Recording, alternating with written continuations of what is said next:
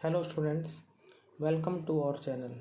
Students, हम जो है एनवायरमेंटल अवेयरनेस के अंतर्गत आज जो टॉपिक करने जा रहे हैं उसका नाम है सॉइल पोल्यूशन।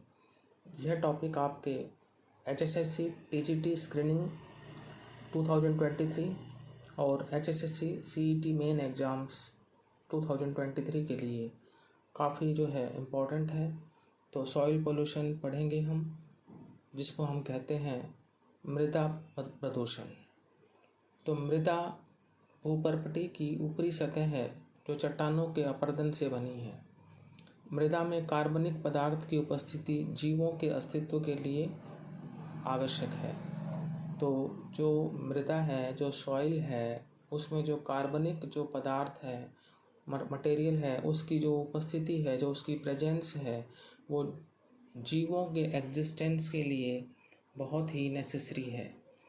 विभिन्न प्रकार के घरेलू एवं औद्योगिक कचरे के पर्यावरण में मिलने के कारण मृदा प्रदूषण हुआ है। अब बात करते हैं कि सॉइल पोल्यूशन क्यों हुआ है। तो विभिन्न प्रकार के जो घरेलू जो है हाउस होल्ड हैं और इंडस्ट्रियल जो कचरा है, जो वेस्ट है, उसके पर्यावरण में मिलने की वजह से ये सॉइल पोल्यूशन हुआ है। घरों से निकला कचरा, घरों से जो कचरा निकलता है, जो वेस्ट निकलता है, कागज़, पेपर, कारखानों का अवमल, कारखानों से निकलने वाला अवमल, फैक्ट्रीज से प्लास्टिक, घातक रसायन जो फैटल केमिकल्स होते हैं, इत्यादि मृदा प्रदूषण का स्रोत है। आपसे पूछा जाए कि मृदा प्रदूषण कैसे होता है, तो आप कहेंगे घरों से निकला कचरा, कागज़, कारखानों का अवमल, प्लास्टिक, घातक रसायन, ये चीज़ें जो हैं मृदा प्रदूषण का स्रोत हैं। रासायनिक निर्माण में जुड़ी औद्योगिक इकाइयाँ, जो रासायनिक निर्माण है, जो केमिकल निर्माण है, उसमें जो जुड़ी हुई जो इंडस्ट्रियल यूनिट्स हैं, औद्योगिक इकाइयों को कहेंगे इंडस्ट्रियल यूनिट्स। कागज़ मिल जो पेपर मिल हैं, कपड़ा उद्योग है जो टेक्सटाइल इंडस्ट्री है, चमड़ा उद्योग है जो लेदर इंडस्ट्री है, और लोह एस्क जो कारखाने हैं, तेल शोधन संयंत्र हैं, कीटनाशक एवं उर्वरक निर्माण की जो इकाइयां हैं, इत्यादि भारी मात्रा में प्रदूषित जल एवं अवमल उत्पादित करती हैं। औद्योगिक इकाइयों से निकलने वाला अपशिष्ट व कचरा उपचार के बिना ही विसर्जित कर दिया जाता है। ताप बिजली, घरों से निकलने वाली फ्लाई ऐश मृदा प्रदूषण का प्रमुख कारण है। कृषि में उपयोग होने वाला रसायन व उर्वरक मृदा में मिलकर इसकी उर्वरता को कम कर रहे हैं। जब हम खेती करते हैं तो एग्रीकल्चर में जो है हम केमिकल्स और जो फर्टिलाइज़र्स यूज करते हैं, वो मृदा में मिलकर उसकी जो उर्वरक शक्ति जो है, उसकी जो फर्टिलिटी जो पावर है, उसको जो है कम कर रहे हैं। अधिकतर जो है क्या होता है कि भाई कीटनाशी जो हैं वो दीर्घायु हैं। अधिकतर जो कीटनाशी जो हैं वो दीर्घायु हैं और ये भोजन श्रृंखला के रास्ते मृदा से मनुष्य तक पहुंच रहे हैं। अधिकतर जो कीटनाशी जो हैं वो लंबे समय तक रहते हैं, दीर्घायु का मतलब। और ये भोजन श्रृंखला जो है, यानी फूड जो चेन है, उसके रास्ते मनुष्य से मनुष्य तक पहुंच रहे हैं। औद्योगिक कचरे में उपस्थित भारी धातुएं, जो इंडस्ट्रियल जो वेस्ट है उसमें उपस्थित जो भारी धातुएं हैं, वो जो हैं स्वास्थ्य की दृष्टि से हानिकारक हैं, यानी हेल्थ पॉइंट ऑफ व्यू से वो काफ़ी जो है हार्मफुल है। और मृदा प्रदूषण का कारण भी पारा, सीसा, कैडमियम, आर्सेनिक इत्यादि स्वास्थ्य के लिए हानिकारक हैं। नाभिकीय संयंत्रों से निकलने वाला कचरा और नाभिकीय परीक्षण से निकले रेडियोधर्मिक पदार्थ मृदा में मिल जाते हैं। यहाँ पर बताया गया है कि नाभिकीय जो संयंत्रों से निकलने वाला कचरा और नाभिकीय परीक्षण से निकले रेडियोधर्मी पदार्थ मृदा में मिल जाते हैं। Radium, thorium, uranium, plutonium, strontium, iodine इत्यादि मृदा से मिलकर चिरकालीन प्रभाव उत्पन्न करते हैं।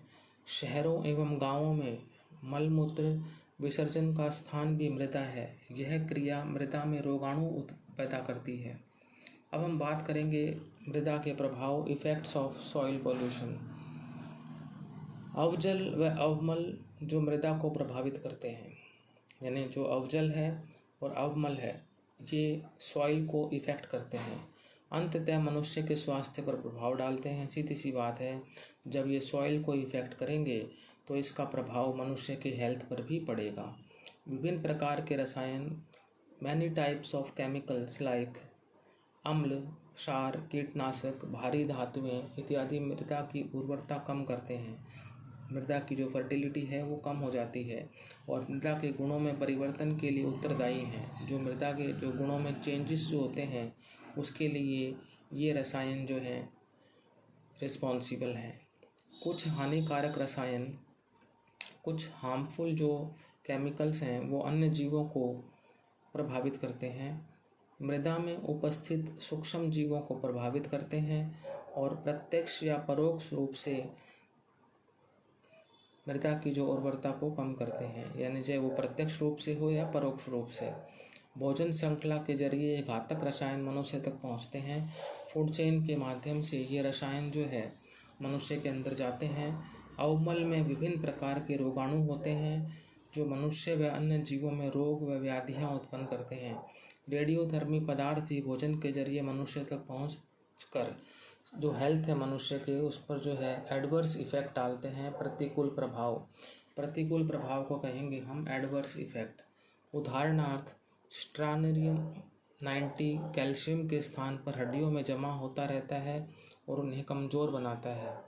मृदा में उपस्थित नाइट्रेट और फॉस्फेट जल में घुलकर सतही जल में यूट्रोफिकेशन की समस्या को जन्म देते हैं अथवा भूजल को प्रदूषित करते हैं। अब हम बात करते हैं कंट्रोल ऑफ सॉइल पोल्यूशन की। जो मृदा प्रदूषण है उसको हम कैसे रोक सकते हैं। इसमें पहला पॉइंट है कारखानों से निकलने वाले अवजल का उपचार हो। कारखानों से जो अवजल निकलता है उसका समाधान किया जाए। सेकंड है अपशिष्ट पदार्थों को एकत्र करके निश्चित स्थान पर डाला जाए। जो अपशिष्ट मटेरियल है उसको इकट्ठा करके एक निश्चित स्थान पर, एक फिक्स्ड प्लेस पर उसे डाला जाए। थर्ड है कूड़े कचरे से उपयोगी पुनर्निर्माण एवं पुनर्चक्रण हो। जो कूड़े कचरे से जो है उसका जो है उपयोगी पुनर्निर्माण और पुनर्चक्रण हो, मीन्स उसका रिसाइकल हो, रिसाइकलिंग ऑफ मटेरियल हो। फिर फोर्थ है कूड़े से बायोगैस बनाई जाए। कूड़े से जो है बायोगैस का निर्माण हो। फिफ्थ है जानवरों के मल से बायोगैस बनाई जाए। और छठा है कूड़े के उपचार के लिए सूक्ष्म जीवों का प्रयोग हो। यानी एक तो पहले कूड़े से बायोगैस बनाई जाए और जानवरों के मल से भी बायोगैस बनाई जाए और कूड़े के उपचार के लिए जो सूक्ष्म जीव हैं उनका प्रयोग हो। इन चीज़ों से जो है हम मृदा प्रदूषण जो है, सॉइल पोल्यूशन को जो है रोक सकते हैं। तो स्टूडेंट्स, यदि आपको ये सॉइल पोल्यूशन का हमारा आज का टॉपिक अच्छा लगा है तो इस वीडियो को लाइक करें, शेयर करें, चैनल को सब्सक्राइब करें। Thank you.